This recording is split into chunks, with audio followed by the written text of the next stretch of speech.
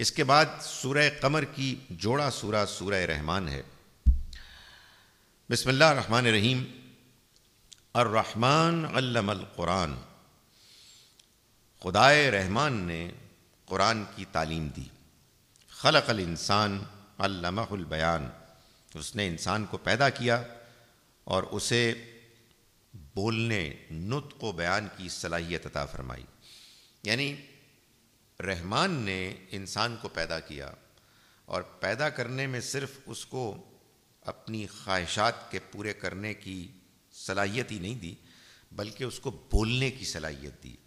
انسان جب بولتا ہے تو اس کی ذہانت، اس کا فہم، اس کی عقل استعمال ہوتی ہے۔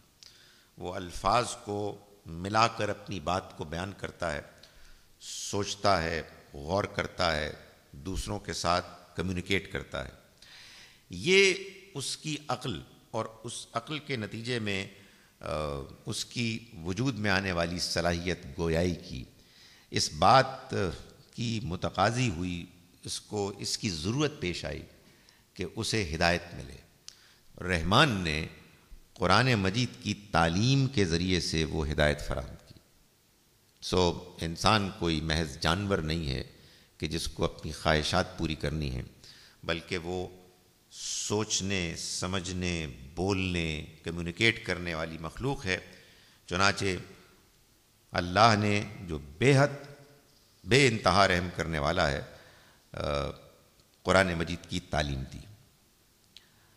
یعنی قرآن کا انسان کو ملنا اللہ کی انتہائی رحم کرنے والے، کرم کرنے والے خدا کی اس مہربانی کا نتیجہ ہے۔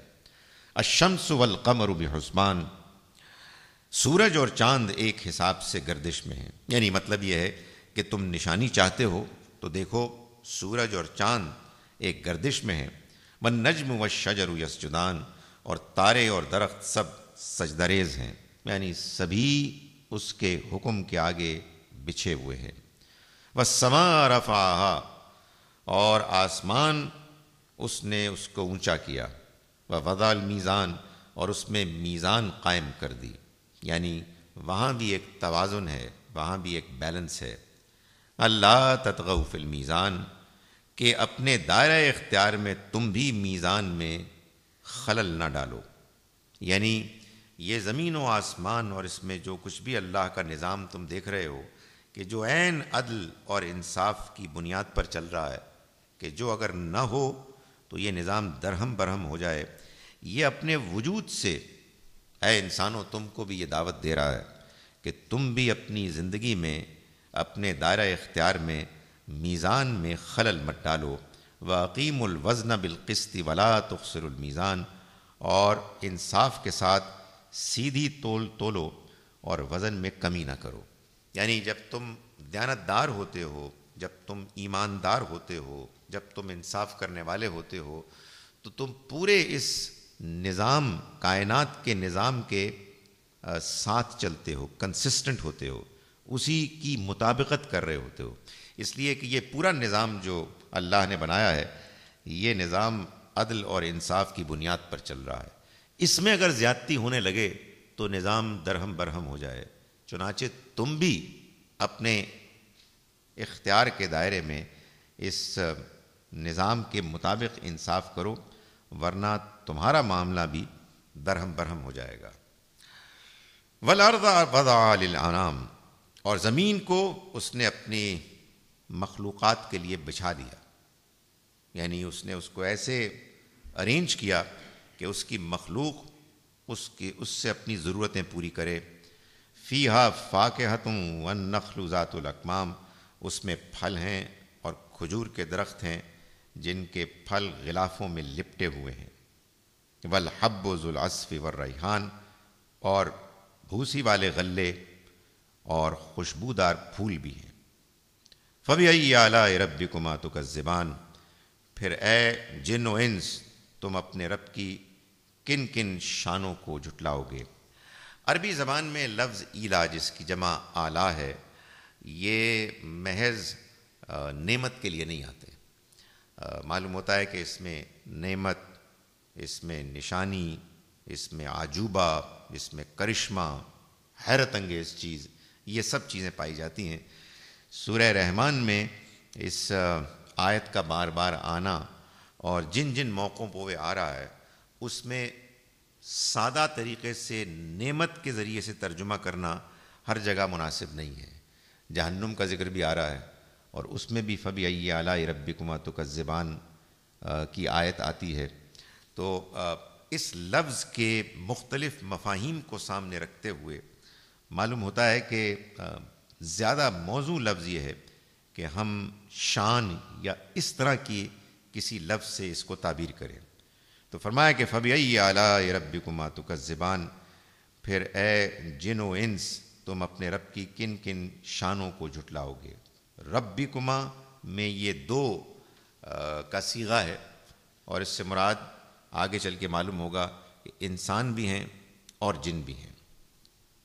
خلق الانسان من صلصال کالفخار، انسان کو اس نے ٹھیکری کی طرح بچتی ہوئی مٹی سے پیدا کیا۔ وخلق الجان، اور اس نے جنوں کو پیدا کیا من مارج من نار، آگ کی لپٹ سے۔ یہ بات پچھلے سبق میں بھی آئی سورہ نجم میں کہ هو انشاءکم من الارض، اس نے تمہیں زمین سے نکالا۔ سورہ نوح میں اللہ تعالیٰ نے فرمایا واللہ انبتکم من الارض نباتا، اس نے تم کو زمین سے اگایا جیسے پودے اگتے ہیں۔ اس کی کچھ اور مزید تفصیل اللہ تعالیٰ نے سورہ سجدہ میں بیان کی، جس سے یہ معلوم ہوتا ہے کہ یہ پروسیس انسانی پروکریشن کا، پیدا ہونے کا، کہ جو اب چل رہا ہے، اس سے پہلے ایک اور پروسیس تھا کہ جس کو اللہ تعالیٰ نے اس کی تمہید کے طور پر چلایا۔ ہم نہیں جانتے کہ کتنے عرصے تک وہ چلا، لیکن اس میں معلوم ہوتا ہے کہ یہ زمین کی سرفیس اور اس کی مٹی یہ اصل میں استعمال ہوتی تھی، اور کچھ ایسا ہوتا تھا کہ جیسے اب بعض پرندوں اور جانوروں کے معاملے میں انڈے کی شکل میں پیدائش ہوتی ہے، تو زمین کی یہ مٹی اور اس کی سرفیس اور اس کے اندر معلوم ہوتا ہے کہ کچھ پروسیس ہوتا تھا کہ جس کے نتیجے میں بالآخر انسان باہر نکلتا تھا، کہ جس کو اب اللہ تعالیٰ نے اگلے مرحلے کی طرف کر دیا، یعنی منتقل کر دیا، کہ جس میں جس طرح سے اب پروکریشن ہوتی ہے، اس کو اللہ تعالیٰ نے بیان کیا ہے سورہ سجدہ میں۔ یہاں صرف اس کی طرف یہ اشارہ ہے کہ انسان کو اس نے ٹھیکری کی طرح بچتی ہوئی مٹی سے،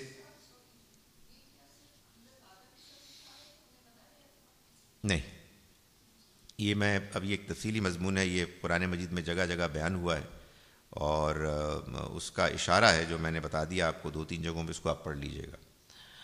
وَخَلَقَ الْجَانَّ مِن مَارِجٍ مِّن نَار، اور اس نے جنوں کو اس سے پہلے پیدا کیا آگ کی لپٹ سے۔ فَبِأَيِّ آلَاءِ رَبِّكُمَا تُكَذِّبَانِ، تو تم اپنے رب کی کن کن شانوں کو جھٹلاؤ گے۔ تم نے غور نہیں کیا کہ تمہیں اس شکل میں لانے سے پہلے اس نے کتنا ایک لمبا طویل سفر ہے کہ جس کے ذریعے سے گزارا اس مخلوق کو کہ جو تم سے پہلے آئی، اور اب تم یہاں موجود ہو، اور اللہ کی عنایت، اس کی مہربانی، اس کی قدرت کا ایک کرشمہ ہے کہ جس کا ظہور تمہاری شکل میں ہوا۔ رب المشرقین و رب المغربین، وہی مشرق کا رب ہے اور اس کے دونوں کناروں تک کا، اور وہی مغرب کا رب ہے اور اس کے کناروں کا۔ یہ عربی زبان میں جب آپ کسی جگہ کی وسعت کو بیان کرتے ہیں، اس کے واسٹ ایکسپینس کو، تو بعض اوقات اس کو جمع میں اور بعض اوقات اس کو تثنیہ میں، یعنی 2 کے صیغے میں بیان کرتے ہیں۔ قرآن مجید میں رب المشارق و رب المغارب بھی آیا ہے، یعنی جمع کے صیغے میں بھی آیا ہے۔ یعنی کہنے کا مقصد یہ ہے کہ یہ جو ہماری دنیا ہے، اور اس میں آپ مشرق دیکھتے ہیں اور مغرب دیکھتے ہیں، یہ بہت وسیع ہے۔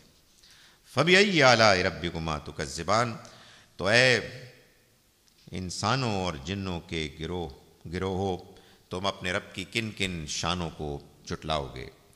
مرج البحرین یلتقیان، اس نے 2 دریا چھوڑ دیے، بینہما برزخ لا یبغیان، مگر ان کے درمیان ایک پردہ حائل ہوتا ہے جس سے وہ آگے نہیں بڑھ سکتے۔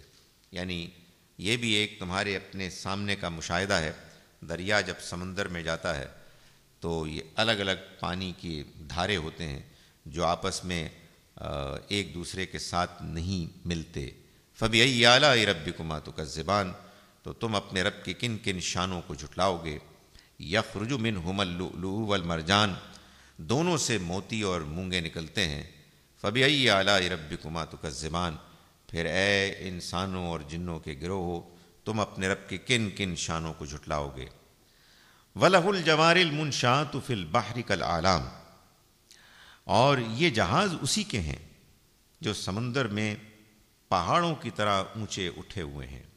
یعنی یہ اسی کے ہیں سے مراد یہ کہ ان جہازوں کو تم نے جس مٹیریل سے بنایا ہے وہ بھی اسی کا دیا ہوا ہے، اس نے تمہارے اندر جو ذہانت سوجھ بوجھ رکھی ہے وہ بھی اسی کی دی ہوئی ہے، اور تم نے اس ذہانت کو استعمال کرنے میں جب اقدام کیا، تم نے قدم بڑھائے، تو اس میں تمہیں توفیق بھی اسی نے دی۔